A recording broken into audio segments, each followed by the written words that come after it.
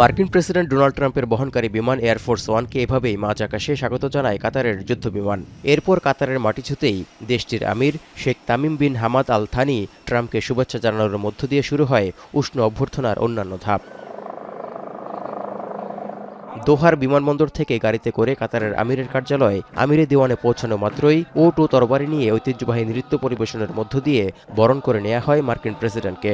২৩ বছরের মধ্যে এটিই কাতারে কোনো মার্কিন প্রেসিডেন্টের প্রথম সফর।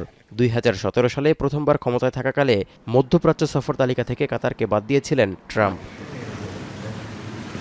বুধবার বিকেলে আমিরের কার্যালয়ে শুরু হয় কাঙ্ক্ষিত দুই রাষ্ট্রপ্রধান ও উচ্চপদস্থ কর্মকর্তাদের বৈঠক। প্রতিরক্ষা সম্পর্ক জোরদারে প্রথমেই চুক্তি স্বাক্ষর করে যুক্তরাষ্ট্র ও কাতার। এরপর আরও বেশ কয়েকটি দ্বিপাক্ষিক চুক্তি স্বাক্ষর হয়, যার মধ্যে $২০,০০০ কোটি বেশি মূল্যের ১৬০টিরও বেশি বোয়িং জেট বিমান বিক্রির চুক্তি হয়েছে বলে জানান ট্রাম্প।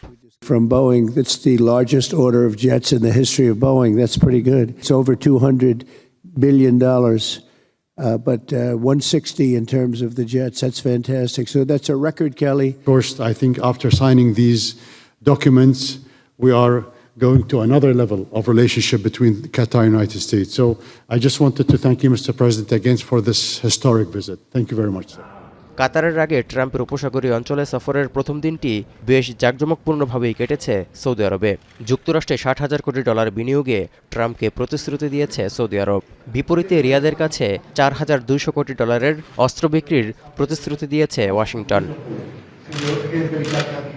ট্রাম্পের মধ্যপ্রাচ্য সফরের মধ্যেও গাজায় ইসরায়েলি আগ্রাসন অব্যাহত থাকায় বুধবার সকালে রিয়াদে হওয়া গালফ কাউন্সিল কর্পোরেশনের সম্মেলনে উঠে আসে এই প্রসঙ্গ।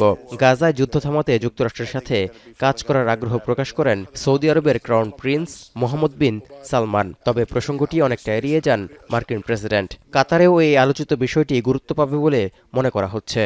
ونسعى معكم فخامة الرئيس وبالتعاون مع أشقائنا في دول مجلس التعاون الخليجي لوقف التصعيد في المنطقة وإنهاء الحرب في غزة। সৌদি আরব থেকে কাতারে যাওয়ার সময় এয়ারফোর্স ওয়ানে গাজা ও ইসরায়েল ইস্যুতে গণমাধ্যমের মুখোমুখি হন ট্রাম্প। এক প্রশ্নের জবাবে ট্রাম্প বলেন, তার এবারের এই সফর ইসরায়েলের জন্য সুখবর বয়ে আনবে।